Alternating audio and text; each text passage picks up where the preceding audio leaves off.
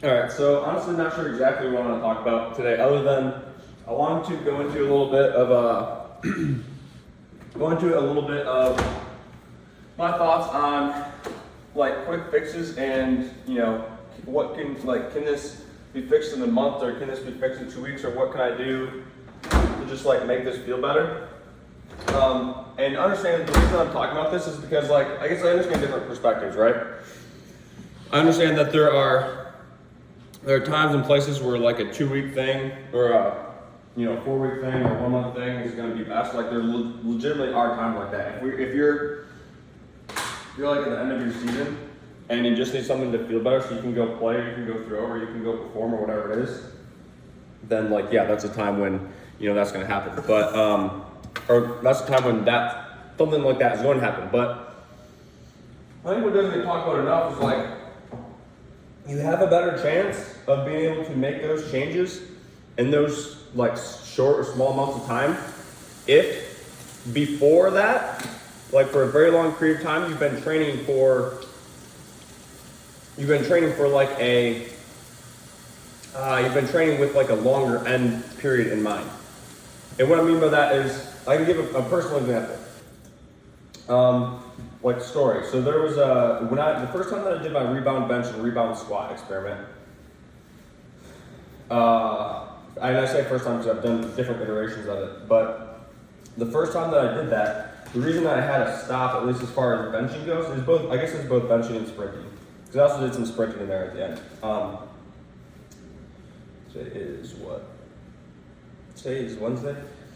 But the reason that I had to stop was ultimately that my body just felt like trash. Like yes,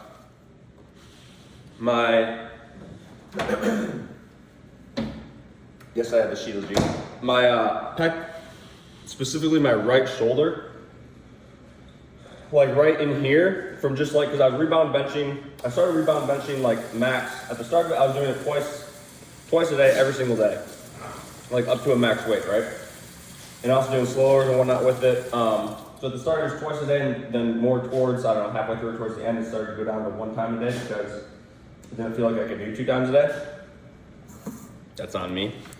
But the reason that I eventually stopped was because I had this pain pop up in my shoulders, like right here, anterior side of the shoulder. In order to like get back, it just felt like it did not feel good in there, like that tendon in there, bicep tendon in there, or whatever it is, or whatever it was. It didn't feel good, and so at some point I was like, okay, I have to stop, because for a period of time I could like pull into position aggressively enough or like with the back enough that I could kind of like take and put the stress on my backside instead of the front, but eventually that just ran out. And so my point in saying that as it relates to like quick fixes or how we handle, how we handle tweaks or discomfort that pop up is I was able to handle that much more quickly and much more efficiently because I had trained for so long and so hard and with such a high level of intent. Like I've been training for 13, 14 years before that. And so by doing that, I know my body much better. I know my body much better, and because I know my body much better, like I can adjust things and make changes on a faster time frame or on a faster time scale, right? There's that as compared to like the opposite of that could be like I'm continually doing something new or I'm continually doing something different every 3 weeks or every 4 weeks, or I start to go and I start to stop and I start to stop and I start to stop. Start to go doesn't make any sense. That's what I said first. It'd be start to stop. But it's like starting and stopping all the time. Like, oh, I took 2 weeks off here, I took 3 weeks off here, I had to wait for this, I had to wait for that. And it's just like this whole roller coaster thing where you never actually make any progress, you never actually get anywhere, and you never actually like get any gains of stick because you just don't continue. So what I'm saying is like if your goal is to be able to handle small things as they pop up, it's actually beneficial to look at training through a longer lens, to look at like what is it that I want to create in 5 years, what is it that I want to create in 3 years, what is it that I want to create in a year or 10 years or whatever that is, right? Because through the process of doing that, you will learn how to handle those small things that pop up. But if instead of that you're continually attempting to just like freak out and handle all these little things that pop up, like, oh, my wrist doesn't feel perfect, I need to do something there and stop everything else. And then my hip doesn't feel perfect, I need to stop everything and do something else for that specifically. If that is the way that you attack it, you're never actually going to build something for a long period of time. And I mean, really what it comes down to is like, if we look at the entirety, if we keep the entirety of what you're attempting to create in mind, we're like, let's say whatever the version of like, I don't remember how long this is going to take, or what time I started it. Dang it. But let's say if we keep the entirety of what you want to create in mind, like you want to be a professional athlete, or you want to be the highest level athlete in the world, or you want to simply maximize your potential, whatever that is. If we keep that bigger goal in frame, like in mind, then it becomes, all the little stuff that pops up along the way becomes much, much, much less important, right? Because if you're in high school right now, or even if you're in college right now, and you're like, in 3 to 5 years, the place that I want to be at is, I want to get drafted, or I want to be an all-star, or I want to, like, whatever that thing is, that just simply having that as the lens that you look out of can help to remind you, like, looking for a 2-week fix is pretty stupid, or it's pretty dumb. Like, I'm not trying to do a 2-week fix. I'm trying to go towards this longer term thing. And I think that's lost a little bit, where it's like,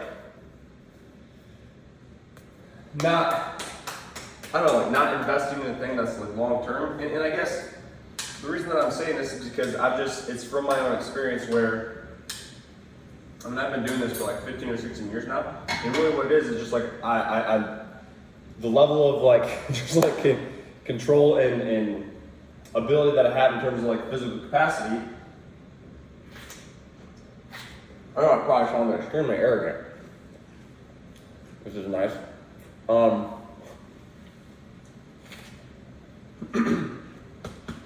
But in reality, like, I've seen and felt and experienced what happens when I did something over a very long period of time. It was not perfect at all during that. There was times where it was better, times where it was worse, whatever, but it was just like kept going, right? And you keep going long enough, eventually you're going to figure it out. And that's more my point of, like, dude, when little things pop up, that's fine. Like, if it's uncomfortable, that's fine. If it's not easy, that's fine. If there's stuff that you don't want to do, that's fine.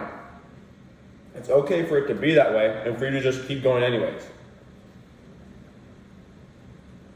You might have to make like changes along the way, but that doesn't mean that there's stops, because stops stop your momentum, right?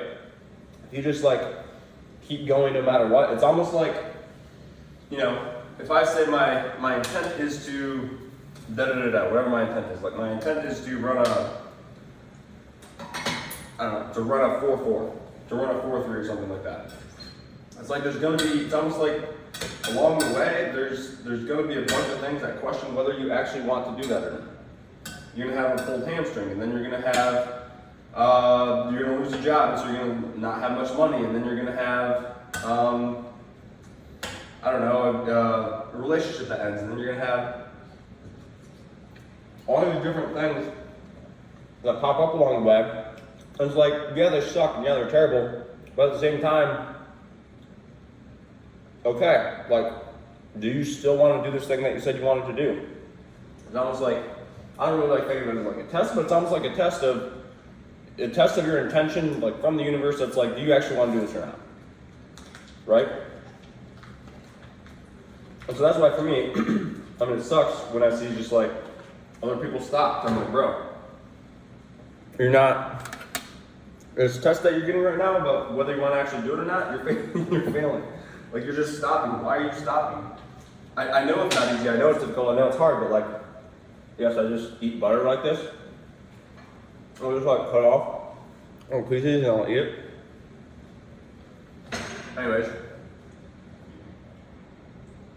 back to the point. Like, I know it's not easy. I know it's tough, but great. Now what? You know? So, I don't know. That's basically it, I guess. It's like, That's how I test to see if my noodles are done. Straight out of boiling water.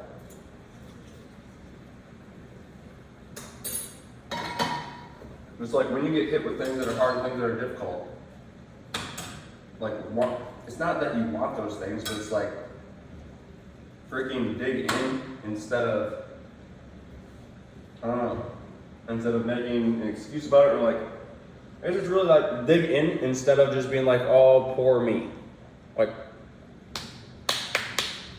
not poor you, bro. I know it's like, it feels good sometimes to say that, and maybe sometimes you do need to say that, and it's fine to sit in your little pity party for a little while. I do the same thing. But it comes back to, eventually, if you just don't stop, you're going to figure something out. And so, that's what it is today. Keep where you're going in mind. Keep it there. All the little stuff that pops up. You know, you just cut it off like a